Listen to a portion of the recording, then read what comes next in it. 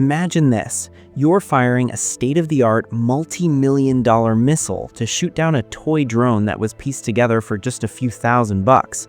Sounds like a terrible return on investment, right? But this is the new nightmare scenario unfolding right now on the modern battlefields of Ukraine. That is, until the world witnessed the return of a retired Cold War relic, a weapon that was once considered obsolete and unwanted, suddenly resurrected as the most efficient, money-saving drone killer on the planet. So how did a half-century-old tank become the ultimate game-changer in a digital war? In this video, we're going to dive deep and find out.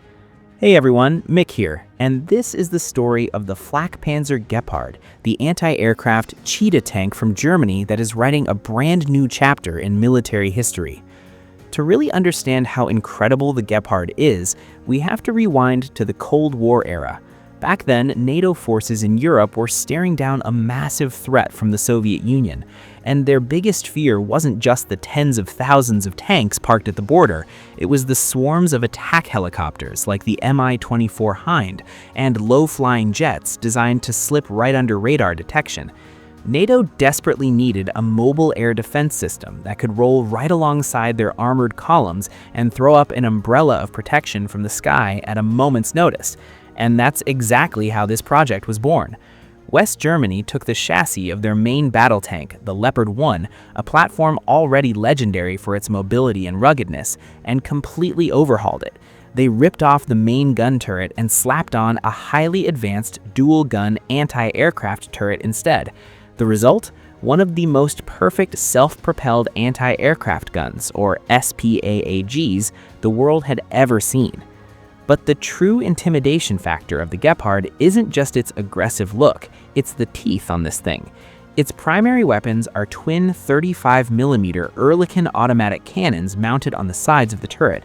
These guns aren't just for show. They can pump out 550 rounds per minute per barrel. That means when firing together, this beast is spitting 1,100 rounds of lead into the sky every single minute. It literally creates a wall of steel in the air, shredding targets to pieces in the blink of an eye. But shooting fast and hard doesn't mean a thing if you can't hit your target. The real secret that makes the Gepard an absolute grim reaper of the skies is its brain and its eyes. The Gepard was designed to operate entirely on its own. It packs two completely independent radar systems. The first is the search radar spinning on the back of the turret, constantly sweeping a 15-kilometer radius in all directions. Once it spots a target, it seamlessly hands that data off to the second system, the tracking radar mounted on the front. The second that tracking radar locks on, the Gepard's advanced fire control computer takes over. It instantly calculates speed, trajectory, wind, weather, and the ballistic curve of the rounds in real time. The gunner's only job? Deciding whether or not to pull the trigger. The system handles the rest, perfectly leading the target and putting the rounds right in its flight path. This was bleeding-edge tech for the 70s and 80s, allowing it to hunt day or night and in the absolute worst weather conditions imaginable. To give you a clearer picture of just how capable this machine is, let's look at some of the in-depth specs and estimated costs. Looking at those specs, you can see that even with an older chassis and weighing nearly 48 tons, that 830 horsepower engine lets it keep pace with modern armor without breaking a sweat. But the really fascinating part is the cost breakdown. A modern equivalent of this vehicle would easily run you around $5 million, but the real ROI comes down to the ammo.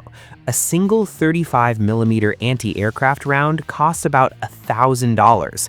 When the Gepard engages a drone, it typically fires a short burst of just 20 to 40 rounds. That puts the total cost of destroying a target at roughly $20,000.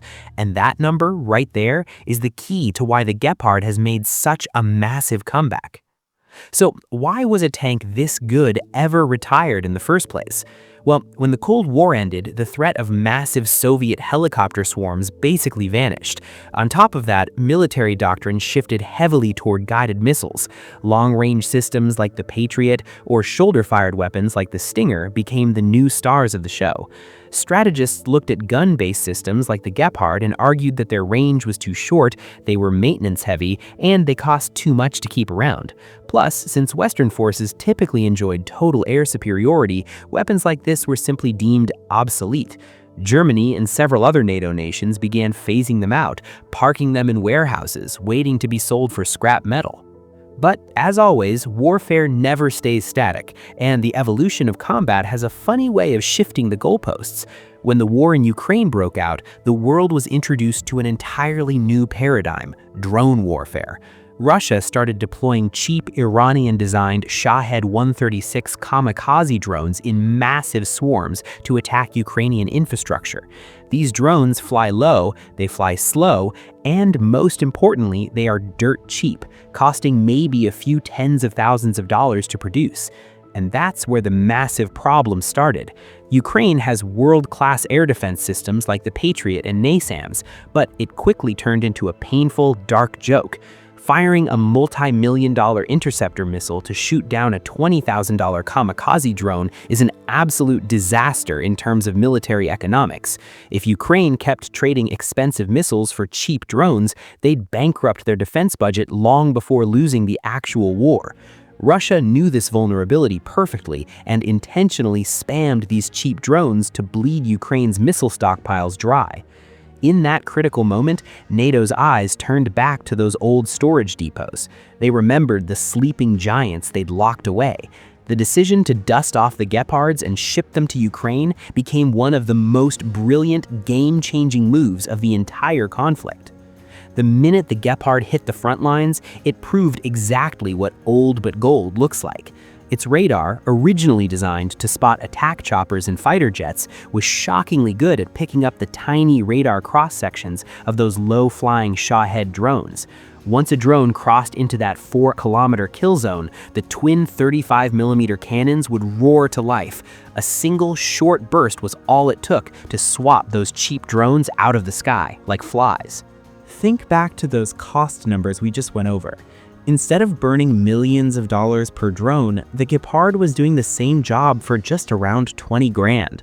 It is the perfect solution to the economic warfare problem. It protects cities, it protects power grids, and most critically, it allows Ukraine to save its ultra-expensive missiles for actual high-value threats, like Russian fighter jets and cruise missiles. Ukrainian soldiers absolutely love the Gepard. They literally treat it as the hero of their airspace. But, of course, nothing in this world is perfect. Dragging decades-old hardware back into a high-intensity modern war comes with major headaches, especially when it comes to ammo. The Gepard's 35mm rounds were manufactured in Switzerland, and due to strict political neutrality laws, the Swiss completely blocked the export of that ammo to Ukraine. So, early on, Gepard crews were practically counting their bullets, forced to use them extremely sparingly. However, this crisis created an opportunity. Rheinmetall, the massive German arms manufacturer, stepped in and invested heavily to spin up a brand new 35mm production line right inside Germany, completely bypassing the Swiss restriction. They successfully ramped up production and started funneling fresh ammo straight to the front lines. Now, the Gepard has its teeth back and is fully stocked to unleash hell. And despite needing some hard-to-find spare parts, it has proven that 1970s German engineering is insanely tough and remarkably reliable under actual combat conditions. The story of the Flakpanzer Gepard offers a massive lesson for the future of warfare. It teaches us that the most cutting-edge tech or the most expensive missile isn't always the answer to every problem on the battlefield. The rise of cheap drone warfare is forcing militaries around the world to rewrite the playbook. Right now, several countries are pivoting back to developing self-propelled anti-aircraft guns, realizing that having a highly accurate, cheap-to-fire autocannon is the ultimate shield against kamikaze drone swarms. In the near future, we might see a hybrid approach, pairing gun systems like the Gepard with high-energy laser weapons to create the ultimate drone defense network with a cost per shot near zero. But until that day comes, the Flakpanzer Gepard, this old warrior from the Cold War, will keep standing watch over the skies, remaining the ultimate nightmare for drones everywhere. So, what do you guys think? With everyone obsessed with laser weapons and hypersonic missiles, is there still a future for traditional gunpowder-based anti-aircraft guns like this? Or are they going to be entirely replaced by directed energy weapons in the next few years? Let me know your thoughts. Drop a comment down below and let's get a debate going. And if you enjoyed this deep dive into military hardware, make sure to smash that like button, share the video, hit subscribe, and ring that notification bell so you don't miss out on the next one. This is Mix, signing off. I'll catch you guys in the next video.